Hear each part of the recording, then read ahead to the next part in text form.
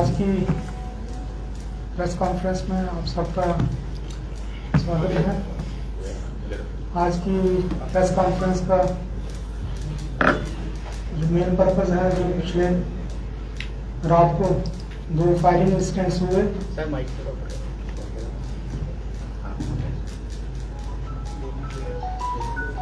पिछले कल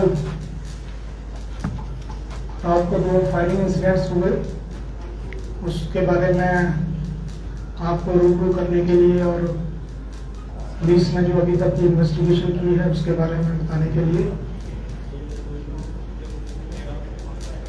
कल शाम को 8 बजे की बात है कि पुलिस स्टेशन मीरा साहब को इंफॉर्मेशन मिली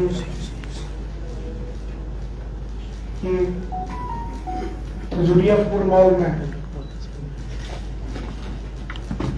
किसी व्यक्ति ने फायर किया है और उसके साथ एक और था और स्कूटी पे भाग गए हैं। इमीडिएटली कंसर्न पुलिस मौके पे पहुंची, सीन ऑफ क्राइम का मुआयना किया गया। जो वहां पे सीसीटीवी फुटेज थी उसको एग्जामिन किया। अक्यूज्ड पर्सन्स जिस साइड भागे थे इन रूट सीसीटीवी फुटेज को भी एनालाइज किया। इतने में ही 9:15 बजे के आसपास एक और खबर आती है कि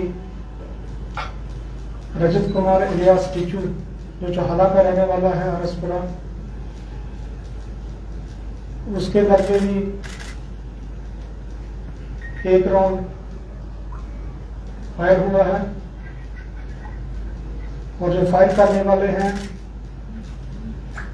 वो 3 लोग थे और बाइक के पास थे। कंसर्न पुलिस स्टेशन हरसपुरा, उसकी टीम वहां मौके पे पहुंचती है। वहां पर भी सीन ऑफ क्राइम का मुआयना किया जाता है। जैसे जैसे हमारे पास एविडेंसेस आई, दोनों इंसिडेंट्स में आपस में रिलेशन था और पूरी रात सब डिवीजन की पुलिस और डिस्ट्रिक्ट के बाकी पुलिस स्टेशनों को भी एक्टिव किया गया और डिफरेंट टीम्स कॉन्स्टिट्यूट की गई और डिफरेंट लोकेशन से जो सस्पेक्टेड लोकेशंस थी उनके ऊपर रेड किया गया। और नेक्स्ट डे मॉर्निंग में लंगोटिया गांव में 3 सस्पेक्ट को पकड़ा गया। उनको थाने में लाया गया। जब सस्टेन्ड पूछताछ की गई और हमारे पास जो टेक्निकल एविडेंसेस, सीसीटीवी फुटेज और बाकी एविडेंसेस जो थी अभी तक की, तो उन 3 लोगों की उसमें दोनों क्राइम में इन्वॉल्वमेंट पाई गई। जो फर्स्ट इंसिडेंट्स है उसमें एक्टिवा स्कूटी का इस्तेमाल होता है। उसमें 2 जो अक्यूज्ड पर्सन्स हैं, एक गुग्गा है और दूसरा कृष है, कि हरसपुरा के ही रहने वाले हैं। पहली इंसिडेंट के बाद जो फिंगर में जाते हैं, जो अरुण चौधरी का घर है उसके पास जो परमिशन रोड है वहां पे स्कूटी को छोड़ते हैं और उसके घर से मोटरसाइकिल लेते हैं। और दूसरी जगह पे जो चौहाला में रजत कुमार का घर है उस वहां पे जाके जो दूसरे फायरिंग की जो इंसिडेंट हुई वहां पे पहुंचते हैं, वहां पे फायरिंग करते हैं। इस सारे दोनों जो इंसिडेंट हैं, जब हमने इसको एनालाइज किया तो जो मास्टरमाइंड है इसमें वो अरुण चौधरी है इलियास अब्दुल जट है, जो ऑलरेडी अरेस्टेड है और जेल में, कठुआ जेल में है। उसकी इन्वॉल्वमेंट अभी तक इन्वेस्टिगेशन में पाई गई है। उसके गैंग के जो तीनों लोग हैं, फर्दर हम इन्वेस्टिगेशन कर रहे हैं कि जिन लोगों ने इनको लॉजिस्टिक्स प्रोवाइड किया। जैसे तीसरा जो अक्यूज्ड है वो कुलबीर भगत है, उसने जो है स्कूटी और मोटरसाइकिल अरेंज की गई इनके लिए। और मेन जो इनका जो दोनों इंसिडेंट करने का मेन मोटिव जो था वो रैंसम था, रुपये था। जो दोनों इंसिडेंट्स में अगर हम देखें, जो फायर किया गया वो डराने के लिए था, किसी पर्टिकुलर इंडिविजुअल को टारगेट करके नहीं किया गया। कुछ टाइम के बाद, इंसिडेंट्स के बाद सोशल मीडिया पोस्ट भी आती है, उस पोस्ट को भी हम एनालाइज कर रहे हैं। तो अभी तक की इन्वेस्टिगेशन में 3 लोगों को डिटेन किया गया है और जो वेपन ऑफ ऑफेंस है, कंट्री मेड पिस्टल इसी कटा, वो भी सीज किया है और एक लाइव कार्ट्रिज भी सीज की है।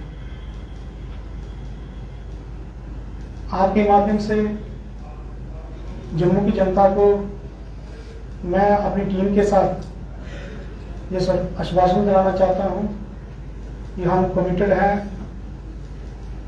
To safeguard life and property of every citizen. Incidents के 15 घंटों में ही जम्मू पुलिस ने दोनों इंसिडेंट्स जो अक्यूज थे उनको डिटेन कर लिया है और फर्दर इन्वेस्टिगेशन चल रही है। जो और लोग भी इसमें मुलविस पाए जाएंगे उसके ऊपर भी कार्रवाई की जाएगी। सर मैं आपको बताऊं कि रिसेंट टाइम्स में जो डिफरेंट गैंगस्टर्स हैं, 11 ऐसे हैं जो सब्सटेंटिव लॉज में बुक हैं और 9 लोग ऐसे हैं जो पीएसए में बुक हैं और डिफरेंट जेल्स में लॉज्ड हैं। Thank you sir. Operation Kamdhenu, operation chairs, operation Sanjeevani के तहत जम्मू कश्मीर पुलिस बेहतरीन काम कर रही है, इसमें कोई दोहराई नहीं है। लेकिन आप ही अपनी प्रेस वार्ता में कहते हैं कि अगर मीडिया ने किसी से कंफर्मेशन लेनी है तो अथॉरिटीज की वहां पर है, जो उसको देख रहा है उससे ले सकता है। लेकिन बहुत बार ऐसा होता है, हम जब वहां कवर करने जाते हैं, हाल ही में रात में भी हुआ, रोका जाता है, प्रॉपर तरीके से बताया नहीं जाता। अगर ऐसा होगा तो पब्लिक डोमेन में एक गलत खबर जाएगी। आज सुबह एनकाउंटर भी हुआ, वहां पर भी आपके सोशल हैंडल्स में लिखा हुआ था कि कोई भी खबर ऐसी पब्लिक में मत जाए जिससे र्यूमर मॉन्गरिंग हो और आप पर दफाएं भी लग सकती हैं। तो फिर बीच का रास्ता क्या निकलेगा, क्या आपकी तरफ से रहेगा? मैं आपको बताऊं कि जैसे ही हमें जो पहले इंसिडेंट हुई मीरा साहब की जो जुरिडिक्शन में, जैसे ही हमें पता चला तो हमने उसका एक ऑफिशियल मैसेज दिया। जो भी कंसर्न पुलिस ऑफिशियल मैसेज देती है उसके ऊपर लाइक करें, ना कि कोई ऐसे ही सुनी सुनाई बात। क्योंकि इसमें अगर विदाउट वेरिफिकेशन अगर आप कोई इंफॉर्मेशन को पब्लिश करेंगे तो उसमें पब्लिक में पैनिक हो सकता है, पब्लिक में गलत मैसेज आ सकता है। तो जो रिलायबल सोर्सेज हैं, जैसे अगर मैं जम्मू डिस्ट्रिक्ट की बात करूं तो जो हमारा मीडिया सेल है, मीडिया सेल के इंचार्ज हैं, आप मुझे पूछ सकते हैं, हमारे मीडिया सेल के इंचार्ज को पूछ सकते हैं। तो जो ऑफिशियल वर्जन होगा तो हम आपको प्रोवाइड करेंगे। पास्ट में भी करते आए हैं। सर, एक्सटॉर्शन मनी मांगी गई थी किसी, और टारगेट कैसे आइडेंटिफाई किए थे इन्होंने? अभी तक की जो हमारी इन्वेस्टिगेशन है इसमें जो आया गया है कि जो हजूरिया फूड मॉल का ओनर है उसके रिलेटिव को एक्सटॉर्शन मनी के लिए डिमांड किया था और उसको फोन आता है उसके फोन आने के बाद लगभग 5-7 मिनट के बाद जो वाली जो है इंसिडेंट होती है। सर, ऐसे टारगेट लोगों के आइडेंटिफाई खिलाफ कैसे करते हैं सर जम्मू कि वो- पुलिस की बड़े पैमाने पर मुहिम जारी है, लेकिन ऐसे में एसएसपी के बतौर तौर पर आपकी तरफ से जम्मू के लोगों को क्या मैसेज रहेगा? जम्मू के लोगों को मेरी ओर से और मेरी पूरी टीम की ओर से ये मैसेज है कि जो भी लोग क्रिमिनल एक्टिविटीज में इन्वॉल्व हैं, particularly bodily and property offences, उनके ऊपर हम सख्त से सख्त कार्रवाई कर रहे हैं और करेंगे। सर, जो कल रात ऑपरेशन जो और चला है, अगर आपको किसी के बारे में कोई खबर है, आपको लगता है ऐसा कि ये पर्टिकुलर पर्सन जो है कोई क्राइम कर सकता है और पुलिस इसको डिटेन नहीं कर रही है, तो आप हमें बताएं, हम एप्रोप्रिएट जो लीगल कार्रवाई उसके ऊपर बनती होगी वो जरूर करेंगे। सर जो कल रात से ही आप ऑपरेशन कर रहे हैं इनको ढूंढने में, क्या इसमें एसओजी की भी मदद ली, उनका सहयोग लिया गया इसमें? जैसे मैंने कहा कि पूरे डिस्ट्रिक्ट की टीम्स को एक्टिवेट किया गया, डिफरेंट थाने, पुलिस स्टेशन, एसओजी भी हमारा एक पार्ट है, तो उनकी भी इन्वॉल्वमेंट थी इसमें, उनको भी इन्वॉल्व किया गया। जो जहाँ जहाँ उनकी जरूरत पड़ती है वहाँ उनकी मदद लेते हैं। सर, ये जिस जो तरीके 2 से- लोग अरेस्ट किए गए हैं, इनमें ये भी बताया जा रहा है कि ये नाबालिग हैं। इस पर जो वहाँ के लोग हैं वो कह रहे हैं कि ये लोग नाबालिग थे। इसको लेकर क्या कहेंगे, क्या ये लोग नाबालिग हैं जिन्हें अरेस्ट किया गया इस केस में? जैसा आपने कहा कि ये जुर्नाइल है, माइनर है, तो इसको हम वेरीफाई कर लेते हैं अपनी। क्या सर ये पहले किसी भी तरह के कोई मामले में मुलव्वस थे इससे पहले? जो पास्ट में जो गुगा है, जो 4 केसेस में मुलविस है, और दूसरा जो वीर भगत है, इसके ऊपर एक केस है बिश्नाथ थाने में। सर टारगेट कैसे आइडेंटिफाई किया और जेल से इनको कहाँ से मैसेज कैसे कन्वे होता था? क्योंकि जेल से कोई सोशल मीडिया हैंडल चलता है कि क्या फोन है वहाँ से जहाँ से डायरेक्शन इस पर डिक्टैक आते हैं, तो वो कैसे इनको डायरेक्शन आती है वहाँ से? कैसे आपने बताया अगर हुआ जाए जेल में जो जैसे अभी तक हमारी इन्वेस्टिगेशन में पाया गया है कि जैसे ये अरुण चौधरी जो है अबू जट कठुआ जेल में डिटेन्ड है, इनके रिलेटिव इनसे मिलने जाते हैं, उनके थ्रू भी जो इनका जो गैंग मेंबर्स हैं उनको कॉन्स्टेंटली जो मैसेज वगैरह पहुंचाने होते हैं उस टाइप का। टारगेट बाकी- कैसे आइडेंटिफाई करते हैं? जो सोशल मीडिया की जो पोस्ट है उसकी ऑथेंटिसिटी हम वेरीफाई कर रहे हैं। इंस्टाग्राम पे पोस्ट आई थी कल रात को ही।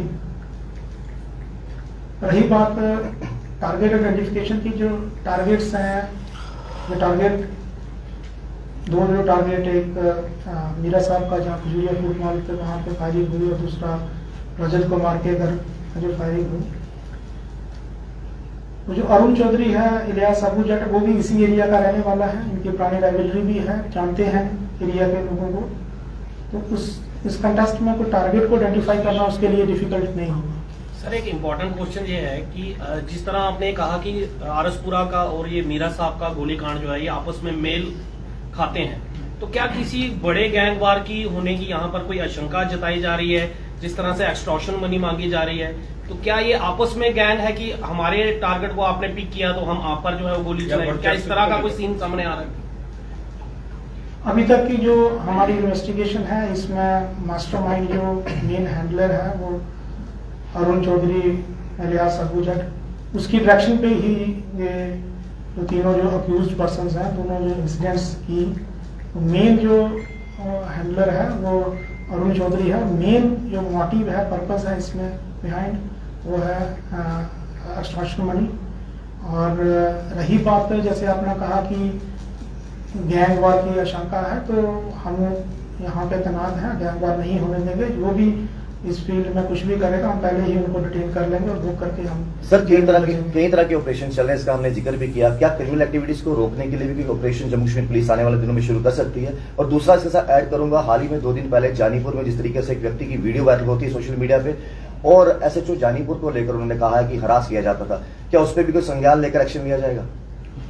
आपने 2 सवाल पूछे। एक तो डिफरेंट ऑपरेशंस जो जम्मू पुलिस चला रही है, चाहे वो ऑपरेशन मेघदूत है, ऑपरेशन अवतार है, ऑपरेशन कामधेनु है, ऑपरेशन संजीवनी है, तो जो क्रिमिनल गैंग्स हैं इनकी एक्टिविटीज को चेक करने के लिए और इनका एक सेंट्रलाइज्ड डेटाबेस बनाने के लिए हमारे पास ऑपरेशन चक्रव्यूह हमने चलाया है।